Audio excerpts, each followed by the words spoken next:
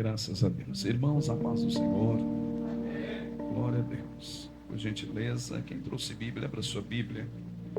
Abra sua Bíblia no Evangelho de Lucas. Terceiro Evangelho, forma cronológica. Lucas, um habilidoso escritor grego, por profissão médico. É o único escritor que não é judaico. De todos os 66 livros, nós temos essa pérola preciosa, uma da narrativa dos evangelhos, que é Lucas. Eu quero ler com os irmãos capítulo 24, e eu preciso ler alguns versículos aqui. Eu peço que os irmãos acompanhem atentamente em sua Bíblia. Lucas capítulo 24, a partir do verso 13. Uma satisfação muito grande retornar a essa casa. É muito bom poder cultuar com vocês. Pastor Osmar, obrigado mais uma vez pelo carinho poder retornar aqui. Glória a Deus. Graças a Deus pela vida. Nosso pastor Edilson. Edilson, muito obrigado. Edson, eu sei com quem. É só na glória, pai. Vai ser só na glória.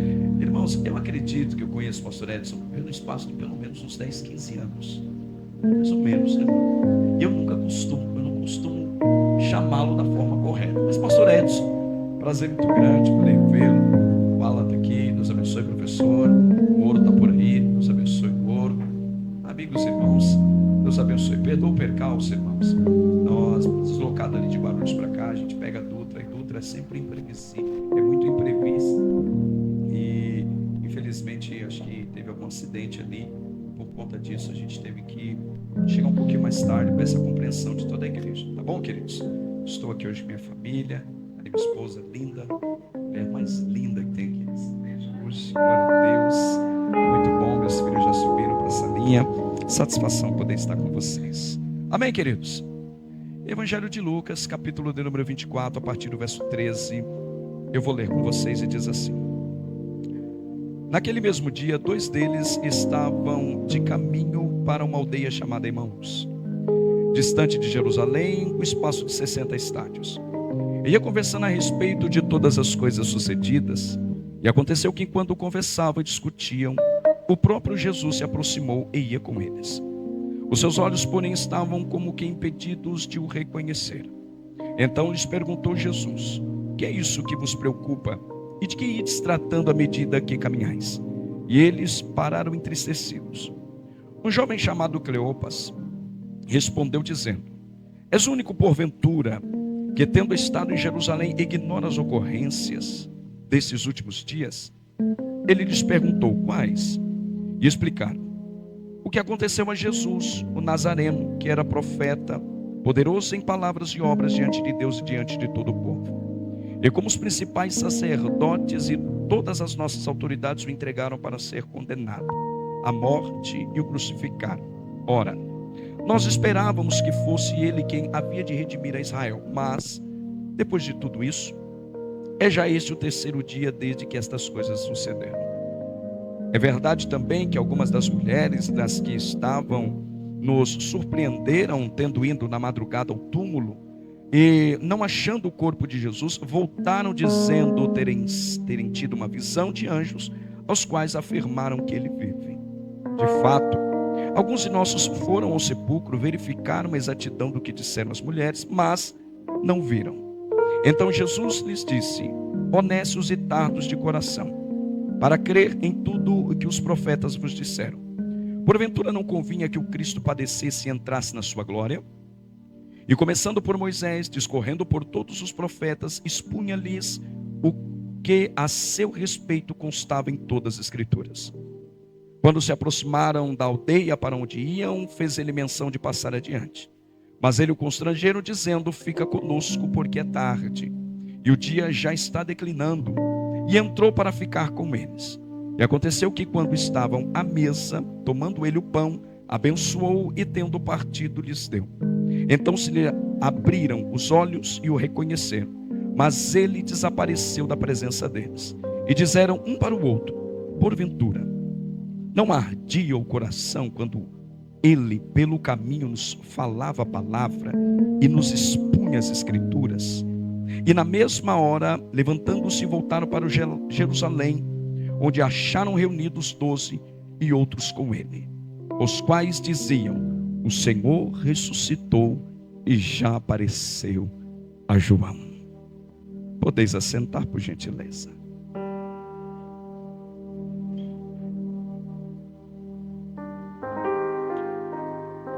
Querido, esse texto aqui é um dos textos das Escrituras, mais precisamente do Novo Testamento, em que faz nos refletir sobre um dos elementos basilares da nossa fé, que é a graça de Deus. E por que também não dizer aqui que, sem sombra de dúvida, é um dos elementos mais difíceis de se compreender, a graça divina. Eu meditando em algumas porções parecidas como essa nas Escrituras, eu pensei comigo e até formulei uma frase que diz assim: Jesus vai atrás de pessoas que eu não iria, e é por isso que ele veio ao meu encontro. A graça de Deus, ela é assim, desconcertante, graciosa, poderosa, densa, incompreensível. Isso é graça de Deus. O texto nos revela algo muito profundo, na qual esta noite eu gostaria de expor com vocês. O que vemos aqui, irmãos, é um cenário extremamente desconfortante. O texto vai nos dizer que o ambiente histórico trata da morte de Cristo. O ambiente em Jerusalém não está nada bem. Jesus já havia algumas horas que havia sido morto. Havia um clima muito tenso em Jerusalém, porque as autoridades romanas diziam: matamos o arruaceiro de Nazaré, matamos o bagunceiro de Sião, porque é assim que eles o tinham e como viam. Havia um clima muito tenso de medo, principalmente por parte dos discípulos e dos seguidores. Os discípulos estavam presos, estavam envoltos num quadrilátero, eu não sei se maior ou menor do que esse. Havia uma perseguição desencadeada em Jerusalém, um ambiente muito frio, muito denso. E é nesse ambiente que 2 discípulos resolvem sair de lá, porque a pressão é muito densa. Não é bom estar em Jerusalém, não é agradável. Há um clima de morte, há uma conspiração de perda, há uma consternação, principalmente para os seus seguidores. Há ainda muitos elementos que ainda não foram plenamente compreendidos, e existem alguns pontos que ainda não foram resolvidos, como principalmente os eventos que estão relacionados com a sua morte. O sol que se escurece, as pedras que começaram a tremer, os mortos que ressuscitam.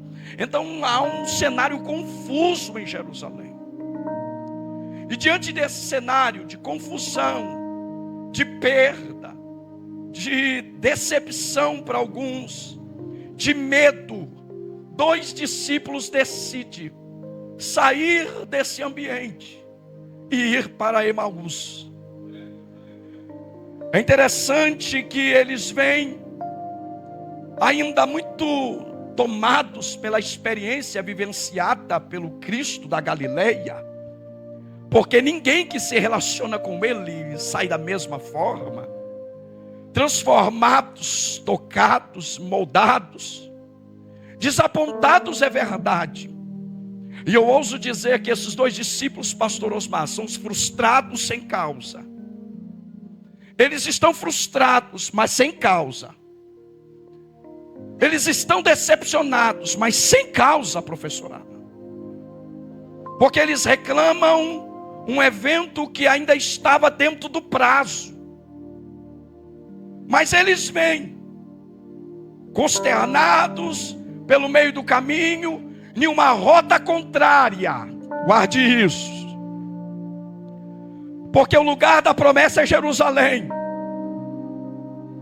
Eles decidem sair do lugar da promessa. É como que se fosse, varão, abandonar tudo, deixar tudo. Foi uma experiência boa ver Ele curando, sarando, manifestando sua glória, multiplicando pães, ressuscitando mortos. Que experiência gloriosa, mas acabou. Jesus está morto. Eu vou retornar para a aldeia. Vamos. É interessante, irmão, que eu gosto desses contrastes, que diz assim, a expressão Emaús é uma terminologia hebraica chamada de chamar. Chamar significa águas quentes, águas confortantes. Emaús era uma aldeia conhecido como lugar de refúgio, como lugar de descanso e refrigério. Quem aqui já pôde? Certamente o pastor Osmar já foi. Mas aqui na nossa linda Caldas Novas, lugar das águas termais, águas quentes. Alguns dizem que tem propriedades medicinais. É mais ou menos isso. Então e aqui há um paradoxo, porque eles saem de Jerusalém, o lugar onde eles precisam ser incendiados, e eles vêm para Emaús, para o lugar para ser aquecido. É um paradoxo aqui, sendo que o propósito de Deus é: farei de você uma tocha humana. As palavras que vocês pregarão irão incendiar pessoas. Mas eles, frustrados com os eventos recentes, eles dizem: eu não quero ser alguém que incendeia, mas eu quero um lugar de refrigério. Eu quero descansar. Está na rota contrária. Emaús, que ficava aproximadamente 60 estádios de distância, isso dá aproximadamente 12 quilômetros. Não é um lugar muito longe, mas eles vêm vindo. E o enredo do caminho é uma conversa. Eles vêm vindo. Meu Deus, você viu o que aconteceu? A gente pensava que era ele. A forma como ele falava, o jeito como ele tocava, as palavras que ele dizia. Quem sabe recordando algumas experiências. Você lembra quando ele veio aquela vez? Os discípulos, 12 que estavam com ele, certamente essa história correu. Possivelmente esses dois não estavam ali naquele meio, mas essa história correu entre o colégio apostólico. Vocês lembram que os discípulos contaram que ele veio uma certa feita no meio do mar? Você lembra quando ele pegou e pediu para sentar de grupos em grupos, e ele multiplica pães e peixes? Eu lembro. E ainda sobrou. Você lembra quando ele parou aquele cortejo fúnebre que saía da cidade de Naim? Só tinha uma porta na cidade. A porta que entrava era a porta que saía. Enquanto ia saindo o cortejo de morte, o cortejo de vida ia chegando para o enterro. Você lembra? E eles vêm contando, mas tudo passou. Foi só experiência boa. Bora voltar para a nossa vida.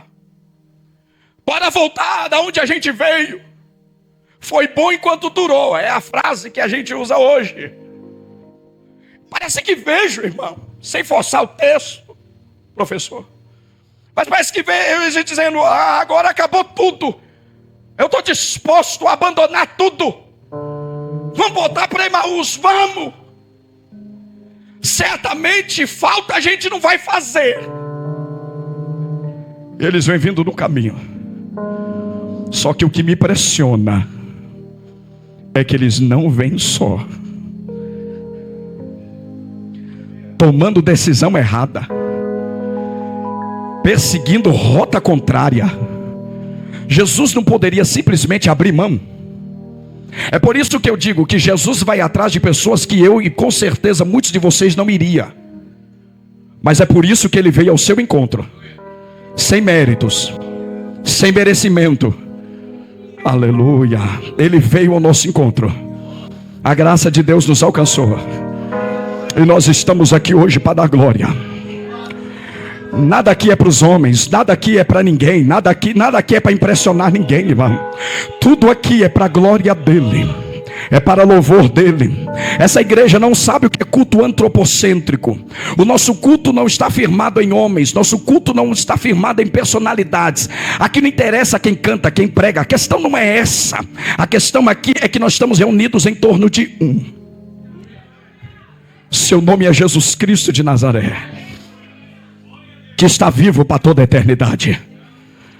E no meio do caminho, quando vem vindo dois, ajunta-se mais um.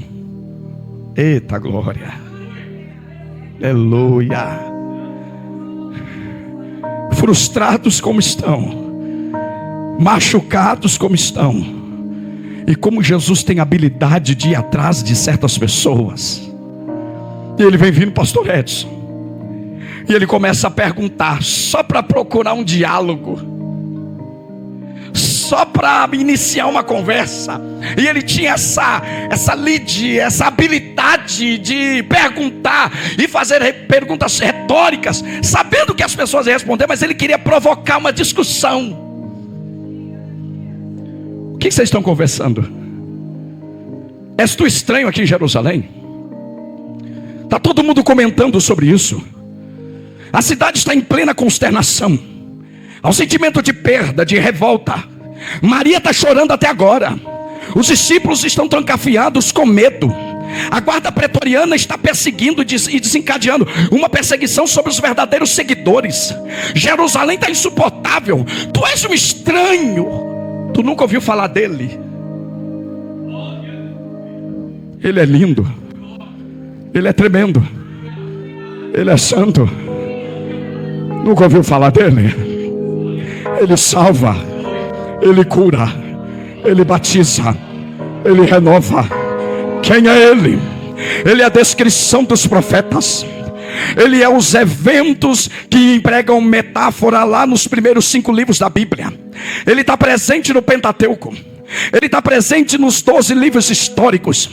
Ele está presente na narrativa e na descrição poética dos poetas. Ele é o cerne da profecia dos profetas.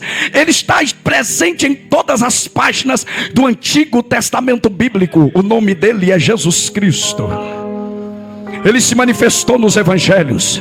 Lucas contou essa história em Atos. As doutrinas são explicadas através de Paulo, de Judas, de Tiago, de Pedro. Lá no último livro da Bíblia, Apocalipse, a Bíblia vai dizer que ele virá montado no cavalo branco, e a sua coxa vai estar escrito o Rei dos Reis. Eu estou sentindo uma graça de Deus aqui. Tem um ambiente tão leve aqui hoje, irmão. Ambiente leve. Aleluia. Aí ele diz assim: me conta mais. Agora aqui a gente tem um problema, e vocês vão detectar comigo esses problemas. Eles começam a dizer: não sabe o que aconteceu. Quando a gente começa a trilhar a rota errada, a gente começa a entrar em desequilíbrio, desarmonia e desajustes. Desequilíbrio, desarmonia e desajustes. Quando a gente toma decisões precipitadas, sai da rota, a gente começa a mergulhar numa hecatombe de problemas e dúvidas e de certeza. E aqui tem 3 problemas que a gente costuma ter. Quantos? 3. E eles vão narrando. E quais são esses problemas? Primeiro, a teologia deles está errada. Por quê? Jesus pergunta: quais coisas estão acontecendo? Olha o que vai nos dizer o versículo de número 19. Olha o problema da teologia. Eles passam um período com Cristo, veem seus sinais, vê Jesus curando, salvando, libertando. E quando eles têm a oportunidade de dar o testemunho a respeito de quem é Ele, olha como eles o definem. Não ouviu dizer de Jesus, Nazareno e profeta? Eles citam 3 títulos, e logo em seguida, olha uma cristologia quase que completa. Eles dão as atribuições. Ele tem 3 títulos, e ele também tem atribuições. Quais são as atribuições? Ele é poderoso em obras e palavras, diante de Deus e de todo homem. Então percebe, irmão, a teologia cristã deles é essa. E aqui tem um erro. Porque quando você não sabe quem Ele é, você corre o risco de tomar decisões precipitadas. Para esses discípulos, quem era Jesus? Jesus, Nazareno e profeta. Só isso. A palavra Jesus, ou o nome Jesus, era muito comum na época. Chamá-lo de Jesus era muito comum. Muitos tinham a expressão e o nome Bar Jesus. O prefixo Bar significava filho, filho de Jesus. A palavra Jesus, o nome Jesus era muito comum. Chamá-lo de Jesus era corriqueiro, mas ainda era um princípio de um relacionamento que ainda estava iniciando. É por isso que nós o chamamos de Jesus Cristo, porque Cristo é o título que não apenas o vê como Jesus de Nazaré, mas vê como Salvador das nações, vê como Messias escolhido, o Salvador da nossa alma. Portanto, a expressão Cristo, Christos, que significa ungido. Ele é Jesus, mas é ungido. Ele é Jesus o enviado. Ele é Jesus o Salvador. Ele é o Jesus, aquele que cumpre as promessas e cumpre todos os preceitos do Messias. Mas percebe que eles não dizem Jesus Cristo. Eles dizem ele é Jesus Nazareno. Nazareno tinha uma percepção meio que cauterizada, deformada. Chamá-lo de Nazareno não era um elogio, porque a cidade de Nazaré era desprezível. As autoridades romanas o chamavam de Nazaré com tom de desprezo, ou chamavam de Nazareno com tom de desprezo. É por isso que quando um determinado estudioso ele vai estabelecer a quantidade de cidades que tinha na região da Judeia, ele não inclui Nazaré, porque Nazaré era um lugarejo desprezível. Ninguém gostava de Nazaré. É por isso que quando o discípulo diz, achei o Cristo, ele veio da onde? Jerusalém? Não. Centro da Judeia? Não. De onde ele vem? De Nazaré. Me poupe. Pode vir coisa boa de Nazaré? Eu não vou te responder, mas eu vou te dizer. Na verdade eu vou te mostrar, mas você tem que vir e ver. Aleluia. Quem veio e experimentou? Quem veio e foi batizado? Quem veio e foi tocado? Quem veio e foi liberto? Quem veio e foi sarado da ansiedade? Quem veio e foi liberto da depressão? Quem veio e as enfermidades foram removidas e desalojadas do corpo? Quem veio? Experimentou do seu amor e de sua graça? Quem veio? Eu estou vendo mão levantada. Eu estou vendo mão levantada. A gente veio e experimentou Jesus de Nazaré. Sabe o que eu percebo, irmão? Quando as circunstâncias elas se avolumam, quando os desafios aumentam, nós temos a facilidade de perder as perspectivas reais, comprometemos a nossa teologia e crença. É por isso que chama-nos a atenção quando Jesus vai entrando dentro de uma determinada cidade chamada Jericó. Está um alvoroço, irmão. Aleluia. Jesus entra em Jericó, está um alarido de gente gritando. Uns estão cantando, outros estão perguntando: o que está acontecendo? Quem é que vem vindo ali? Aí o outro diz: é Jesus. Aí o outro diz: é Jesus de Nazaré. É Jesus que está chegando. É Jesus que está passando. E quando ele passa é diferente. E quando ele passa a gente percebe. E quando ele passa a gente sabe que ele está no ambiente. E Jesus vai entrando em Jericó. Já entrou aqui hoje. Alguém pergunta assim: quem é que está passando? A pergunta, a resposta é uníssona. É Jesus de Nazaré. Tem um ali que está cego, mas ele não perdeu a fé, sua crença, e não comprometeu sua teologia. Não é Jesus de Nazaré, não.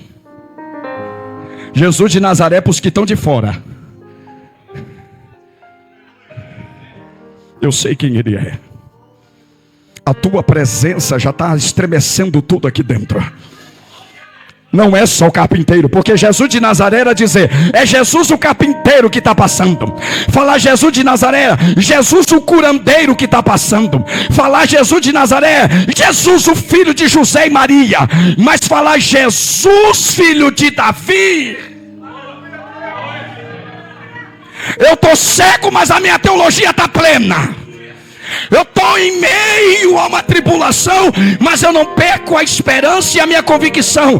Para você é Jesus de Nazaré, mas para mim é filho de Davi. A luta está aumentando. Quem ele é? Filho de Davi. A provocação está vindo. Quem ele é? Filho de Davi. A porta está fechada. Quem ele é? Filho de Davi. O recurso está acabando. Quem ele é? Filho de Davi. As lutas estão chegando. Quem ele é? Filho de Davi.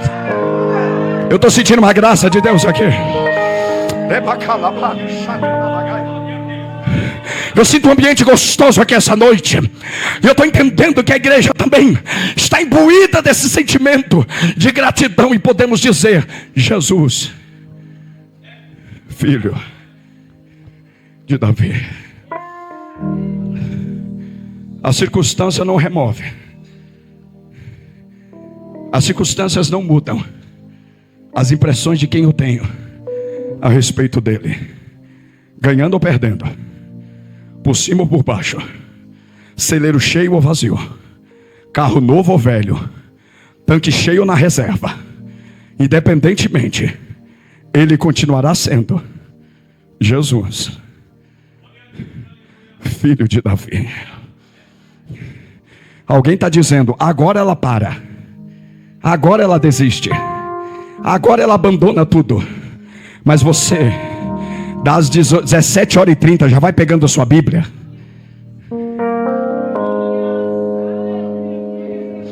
Vai cantando o hino da harpa, ou um dos hinos lindos que foram entoados aqui pelo Ministério do Louvor, pela mocidade.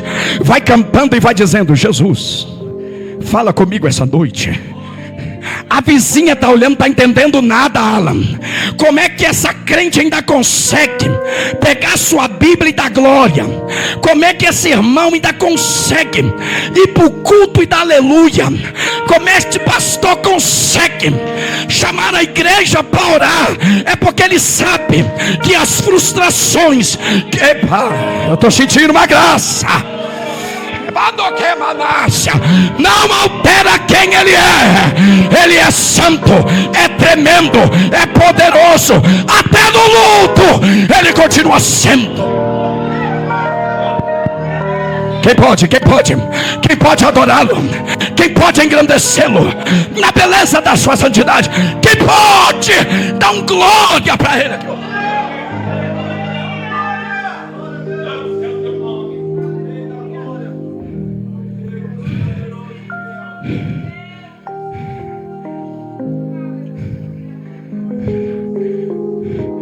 Toca-lhe a carne, toca na família, toca nas finanças. Se você não vai ver, se ele blasfema de tu na tua cara, toca no que ele mais ama. No único dia, a perda foi terrível. Alguém se aproxima com a pele quase carcomida. As úlceras e enfermidades já estão por todo o corpo. É praticamente um lixo humano. O corpo, o cheiro do seu corpo é terrível. Ele fede. Ninguém quer estar perto dele. Ele se torna desprezível. E a única esperança é a mulher que está do lado. E a mulher vai descer a sentença: por que você não amaldiçoa a Deus? E morre.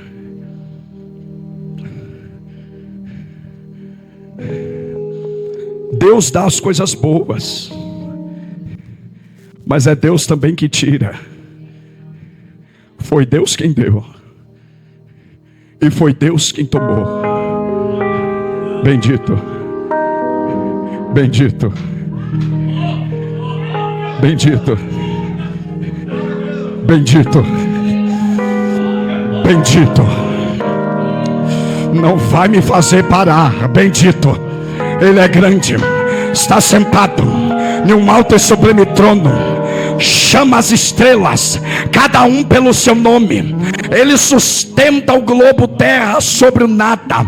Ele sabe onde o vento faz a curva.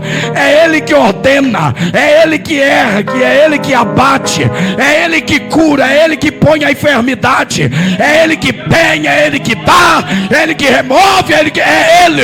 Tudo é para a glória dele. Deus deu e Deus tomou. Bendito. Eu estou sentindo uma graça de Deus aqui.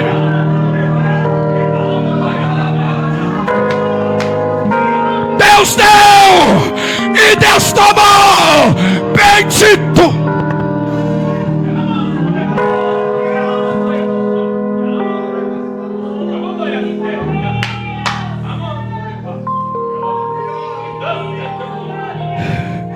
Aleluia.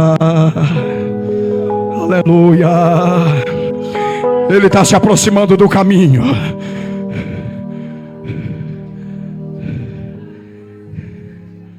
Primeiro desajuste na teologia. Segundo desajuste, amor, no tempo. Eles são murmuradores sem causa. Eles estão decepcionados, mas não tem razão, minha irmã. Porque ainda é o terceiro dia. E eles estão dizendo. E o relatório final, quando Jesus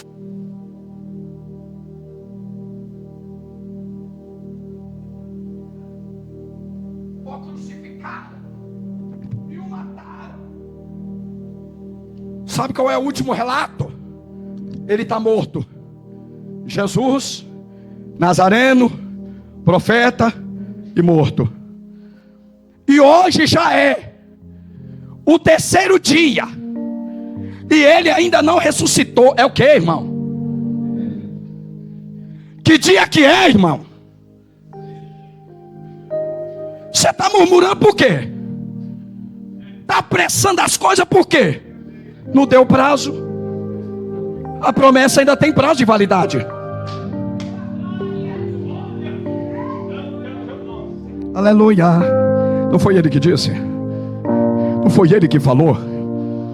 Irmão, sobe presidente, desce presidente, entra prefeito, sai prefeito, entra presidente da empresa, sai CEO da empresa. Deus que trabalha, é Deus que move. Entra um líder, sai outro líder, vem um encarregado, sai um encarregado, chega um que manda, depois chega o que desmanda. Não fica preocupado. Quem foi que prometeu? Descansa. É Ele que tem o poder, é Ele que tem a capacidade. Calma, porque ainda é só o terceiro dia. É Ele, é Ele, é Ele. Alguém pode até dizer, ela não pode. Alguém pode dizer, ele não tem. Alguém pode dizer, mas o salário não paga, mas o lerite não é forte, mas não tem quem representa. Mas ele está debaixo.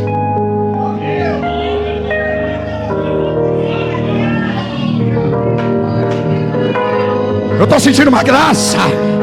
Pode não ter até currículo, mas quando ele quer abrir a porta, ele põe líder novo, põe carregado novo, muda quem tem que mudar, para abençoar a tua vida. Quem crê?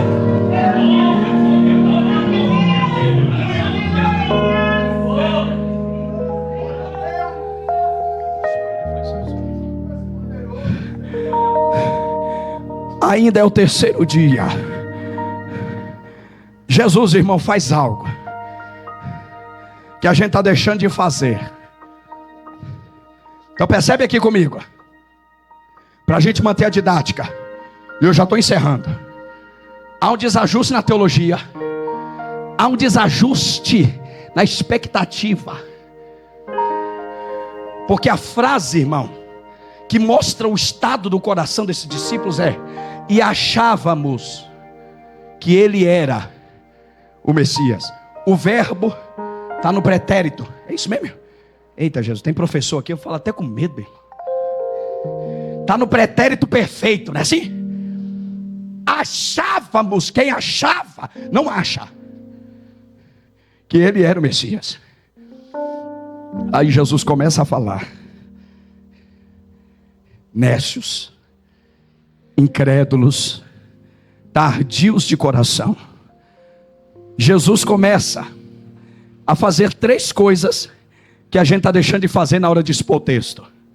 Jesus lê o texto, explica o texto e aplica o texto. O que é pregar, irmão? Lê o texto. O que mais? Explica o texto. O que mais? Aplica o texto. Só isso. Não precisa balançar a chave. Não precisa dizer que tem anjo voando. Não precisa dizer que o carruagem de fogo já entrou. Não precisa dizer que tem um anjo sentado aqui onde tem cadeira vazia. Não precisa nada disso. É só ler o texto,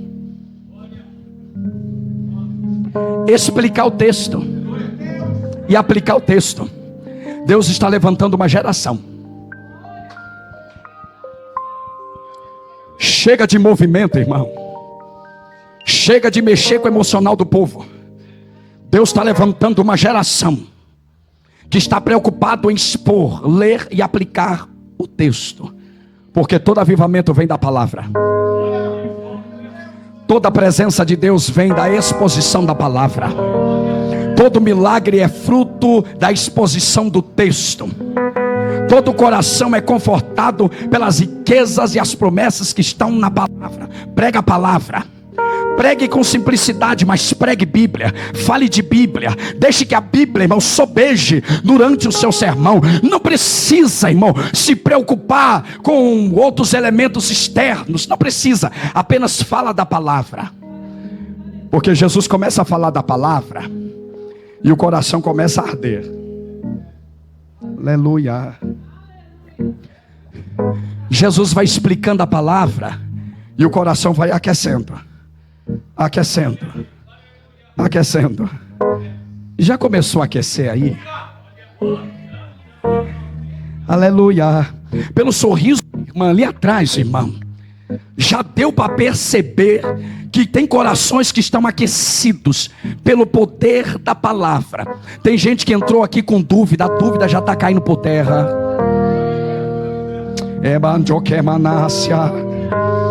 Tem gente que entrou aqui enfermo. Vai sair daqui curado, e é hoje. Mas não é amanhã, é hoje. Porque a exposição da palavra, aleluia, que está denso aqui em nosso meio. Quando Jesus vai falando, a hora passa e eles nem percebem. O trajeto de 12 quilômetros é encurtado, pastor Osmar. E Jesus simula ir passando. Aí eles dizem: está tarde demais, fica um pouquinho mais.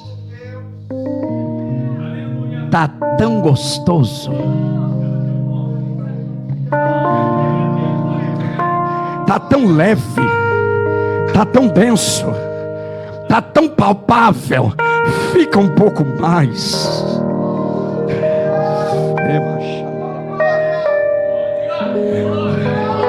Oh, irmão, ninguém se cansa de ouvir de Jesus. Ninguém se cansa de ouvir as palavras de Jesus. Jesus vai falando e vai enchendo a alma. Jesus vai falando e vai confortando o coração. Jesus está falando e está dando direção para a gente hoje, que amanhã precisa dar uma resposta para alguém. E é muito importante. E tem gente que já está saindo daqui com essa resposta hoje, para a glória do teu nome. Porque quando ele vai falando, ele vai dando direção, irmã. Fica um pouco mais. Jesus então é convidado. Ô irmão, que convite bom. Convida Jesus. Convida. Traga ele para o centro. Traga ele para mais perto. Às vezes a gente está um pouquinho distante. Esse dia eu estava conversando com a minha esposa. E a minha esposa falou algo e eu fiquei ali preocupado com aquilo. E na correria do dia a dia, algumas coisas a gente vai perdendo, não vai percebendo. E a gente tinha muito costume de quando estava todo mundo na mesa, a TV está ligada, assuntos são paralelos. Aí minha esposa começou a ter um costume. Vem todo mundo para a mesa, desliga a TV. Aí a gente começa a falar da Bíblia. Como foi seu dia hoje? Aí eles dão um relato, explica. Aí eu falo, pergunta para a Giovana, como é que foi? E ela vai explicando e vai falando. Aí ela diz, hoje pela manhã eu tive um devocional. Ô irmão, a graça de Deus vai entrando. É igual o culto, fica igual o culto na casa da irmã Cida.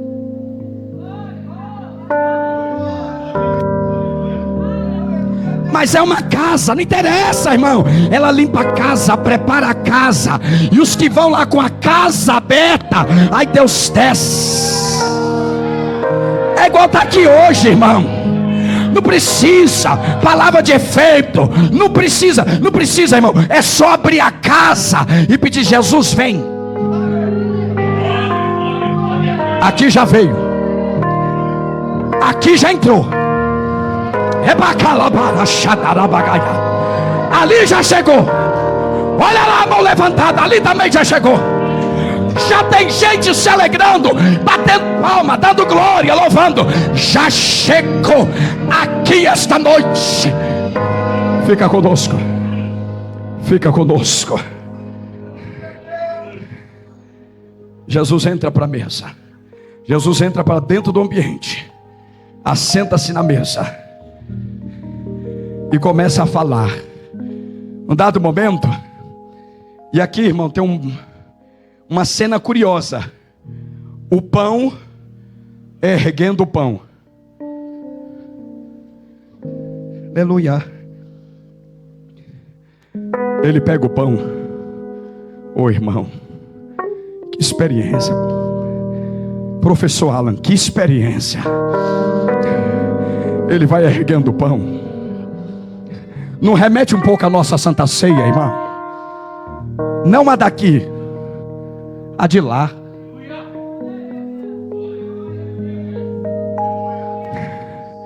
Ô, irmão, você já não sente alegria quando o diácono chega perto de você? Este é o meu corpo, que é partido por vós. Fazei isso em memória de mim. Agora você imagina, a mesa é de perder de vista.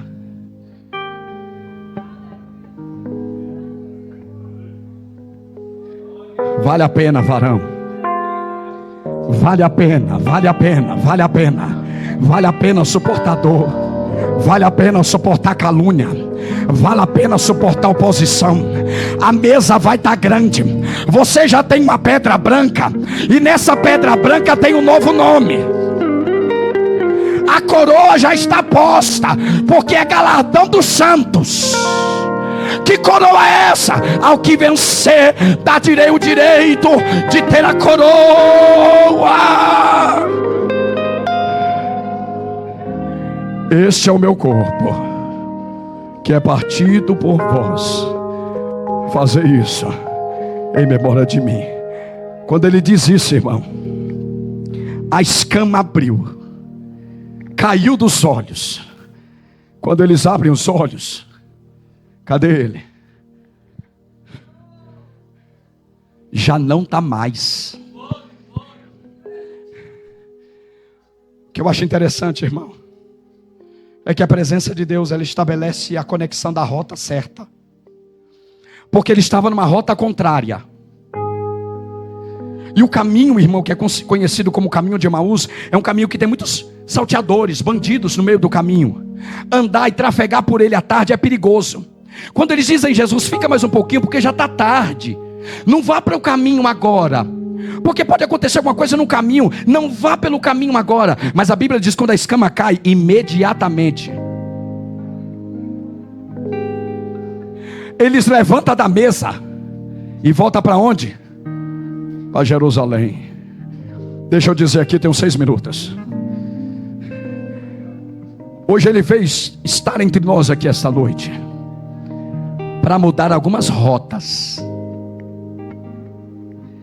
A rota ainda está contrária, mas Ele está vindo. Você pensa que está certa, você pensa que o caminho é esse, você pensa que a decisão é essa, e Ele está só olhando. Vai até quando nesse caminho torto? Vai até quando nessa rota contrária? Você sabe para onde ir, você sabe o que deve fazer, mas não vai para onde ir, não vai para onde deve ir, e não faz o que tem que ser feito. Mas hoje Ele veio.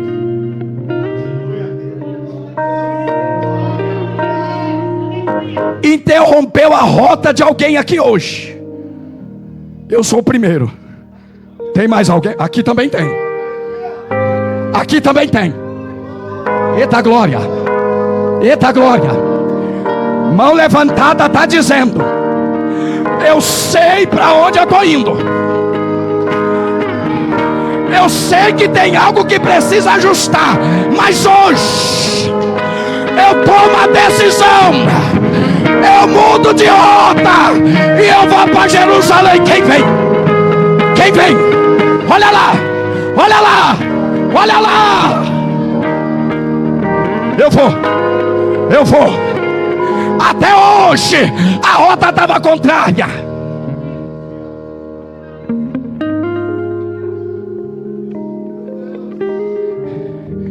Imediatamente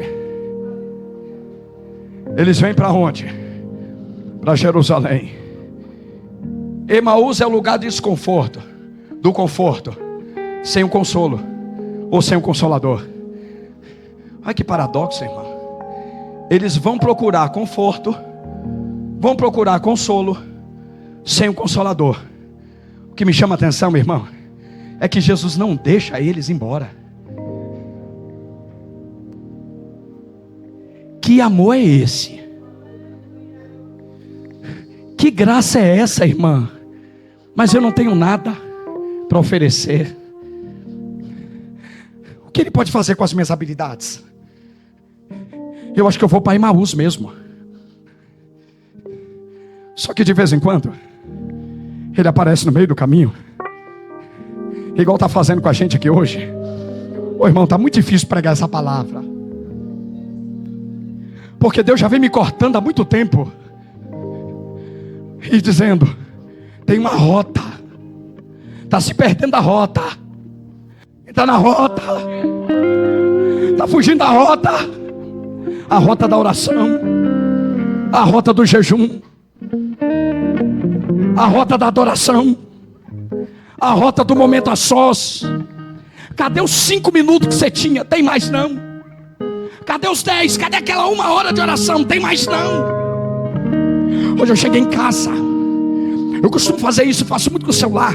Eu apliquei um estudo aqui para os obreiros. Eu falo muito sobre isso, eu uso muito o celular.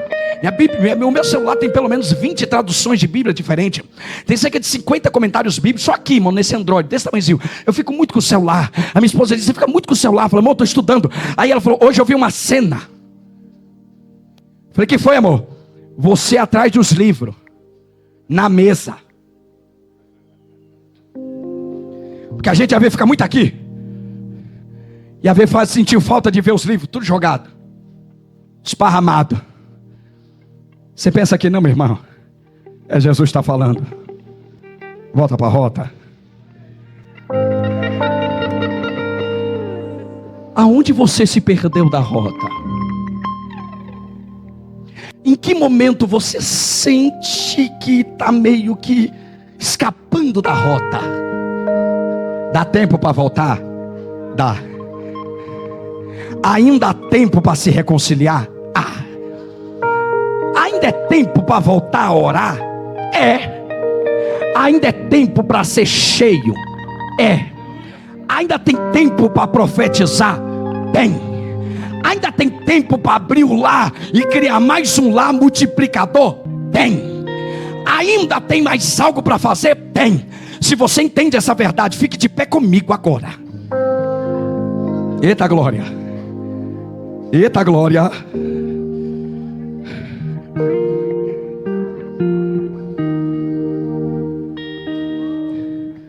Jerusalém é lugar da promessa.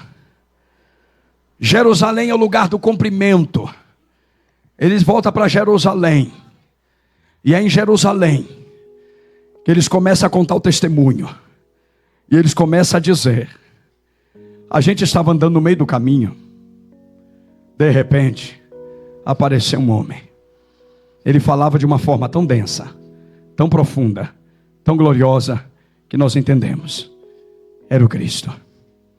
Ele está vivo mesmo. O relato que nós ouvimos das mulheres não foi uma conversa fiada. De fato, ele está vivo. De fato, ele vive. Hoje ele nos chama e levanta aqui esta noite exército de homens e de mulheres que já estão nessa empreitada, mas num dado momento vem a dúvida, o medo, o temor, e a gente pensa em baixar a guarda e deixar a coisa andar, e a gente vai ficando para trás. Às vezes a gente até pula para fora do barco só para ver o que vai acontecer. Eu sinto um apelo muito forte aqui no coração, e eu não costumo, irmão. Eu sempre falo para os meus amigos e pastores: eu não gosto de fazer apelo. Não gosto. Não sei porquê, mano. Não sei porque se historicamente não se fazia apelo. Período dos grandes avivalistas não tinha apelo. A palavra era pregada e eles se convertiam. Mas hoje, irmão, hoje eu sinto um desejo muito grande aqui esta noite de fazer um nobre apelo. O Espírito de Deus me autoriza a dizer: tem alguém aqui esta noite que estava na rota. Você estava na rota, mas você está percebendo que você está se distanciando da rota, está muito longe e precisa voltar. Eu quero falar aqui esta noite. Eu quero convidar você a vir aqui à frente. Existe alguém aqui hoje que quer aceitar a Jesus como Salvador? Eu não estou te pedindo para mudar de religião. Eu estou te convidando para aceitar a Jesus. Tem alguém aqui essa noite? Se tem alguém, aqui tem alguém. Vem aqui, por gentileza. Tem um jovem ali atrás. Oh, glória a Deus, que coisa linda. Deus está na casa, irmão. Oh, que coisa linda. Jesus veio para a mesa. Tem mais alguém? Eu quero, irmão. Eu quero aceitar a Jesus essa noite. Se tem alguém, levanta a mão e faça assim. Aleluia. Tem mais alguém? Vem vindo mais alguém ali, para a glória de Jesus Cristo. Oh, louvado seja Deus. Está aceitando Jesus também? Está sentindo a vontade de retornar um pouco? Está mais firme? Oh, glória. Tem mais alguém? Mais alguém aqui? Eu quero aceitar a Jesus hoje. Tem alguém? Eu espero. Pastor Osmar espera também. Esse é o único momento que o relógio a gente até quebra, irmão, se for o caso. Eu preciso perguntar aqui hoje. Eu quero perguntar: existe alguém que está afastado? Você já aceitou a Jesus, mas veio o desânimo, as lutas da vida, e fez você parar. Você não está desviado. Eu não gosto dessa expressão, mas você está parado. Mas hoje ele entrou na rota. Eita glória. Ele começou a mover tudo aí dentro. E você, tanto quanto eu, sabe que precisa mudar. E você quer voltar para a rota de Jesus Cristo de Nazaré. Tem alguém aqui hoje que quer se reconciliar com Jesus? Aqui tem coisa. Tem mais alguém aqui? Oh glória. Tem mais uma jovem ali, para a glória de Jesus Cristo. Jesus está na casa, irmão. Oh, que coisa linda. Jesus está salvando. Que isso? É o homem de Nazaré que está vindo no meio do caminho. Tem mais alguém? Eu espero.